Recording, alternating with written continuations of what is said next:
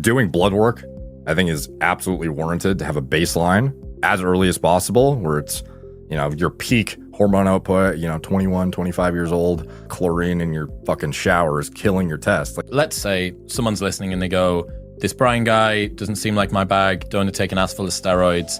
I want to get myself to as healthy a level of testosterone, naturally using lifestyle, a diet, and maybe non-clinical supplementation as I can.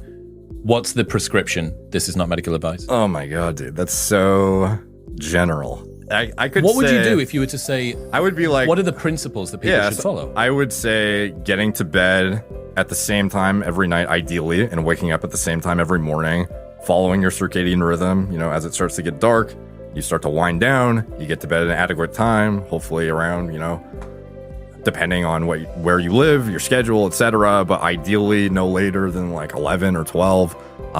Getting up as the sun's coming up, it's not always going to be, perfect like that. But I mean, just following your circadian rhythm in general very, very much aligns with the diurnal rhythm that your like pulsatile secretion of hormones would follow. And when you start to manipulate that in like an artificial way and trying to, putting yourself in situations that are not conducive to high quality sleep, it's, bright outside and you're trying to go to bed or whatever, you don't have blackout blinds. Like there are ways to try and hack it. But at the end of the day, I think that even when I track my sleep metrics, when I go to bed at 10 p.m. versus 2 a.m., I think it's a dramatic difference in terms of quality, I feel like, in general.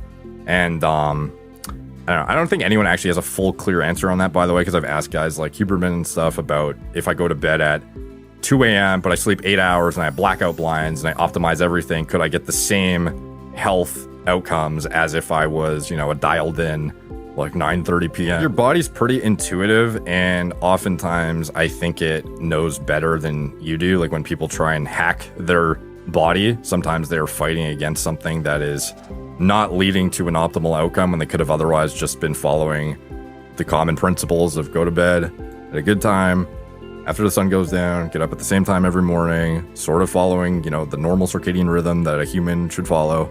I'm not saying you have to do it, but that's what I would generally recommend. Okay, that's sleep. Yeah. Sleep is sorted. What else is someone doing? Optimal testosterone, naturally.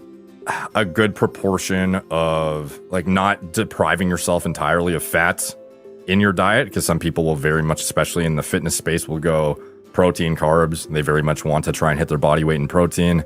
And then they'll have carbs, but then they will neglect fat content, which can be detrimental to testosterone. And that's often overlooked. Even when people are eating adequate calories, they are sometimes depriving themselves of basic things like one macronutrient entirely or micronutrient density. Like one of the things I do is I plug my diet into this thing called Chronometer. It's kind of like MyFitnessPal, but it's more comprehensive in that it breaks down all of the micronutrients and minerals of your foods.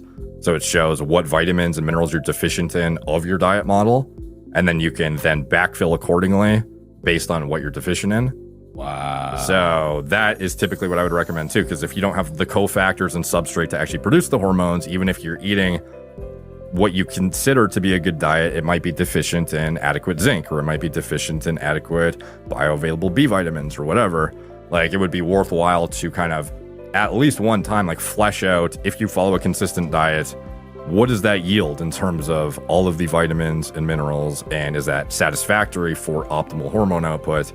And that's where you can then determine like actual targeted supplementation. Because oftentimes people are blindly taking shit like, oh, I think I need zinc, so I'll just take this. Like compensating for malnutrition in one form or another with supplementation.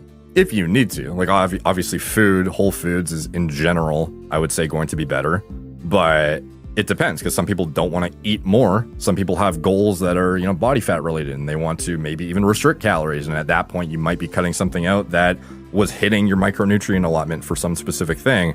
And that's where you would then supplement potentially. So there is a tension between calories in and the micronutrients, that you begin to cut calories to the point where you can't eat enough to be able to get the micronutrients in. Depending on what your goals are. Because again, some people don't care about getting you know, as lean as you, for example. Come on. Okay, so we've got food, we've got sleep. What else? What else is in there as the big movers for testosterone production? Like as far as environmental stressors and whatnot, it's hard for me to quantify, like, oh, the chlorine in your fucking shower is killing your test. Like, I don't know for sure, but I would probably hedge against. Have you got a special filter in your shower? Do you? Yeah. What brand is it? Do you know? I don't know, dude. But you can just search like chlorine filter, shower head chlorine filter or something, or is this? Yeah, probably. Like you could probably vet out a good one with a little bit of research. Mm-hmm. Don't rely on me for that. I don't even know if mine's the best one, but I remember when I was looking for it, it seemed to be like I would very much do a lot of the same research as other people are thinking. Like, okay, YouTube, who do I trust in the industry that otherwise has made videos on this content? And you know, obviously stuff can be manipulated. You can't ever fully trust anything, I guess. But I mean, you just do your due diligence and try and do what you can. What else?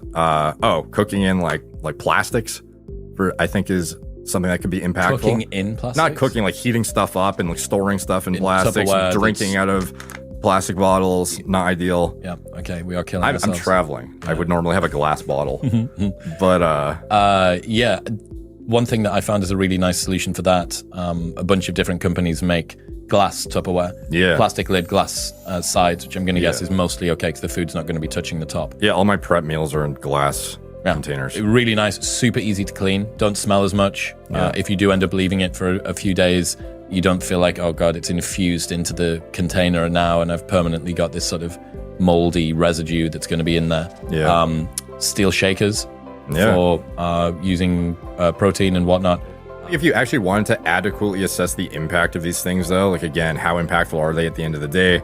Like, even things like your lifestyle, your exercise regimen, all super impactful above and beyond the sleep, the diet, the exposure to all these toxins, etc.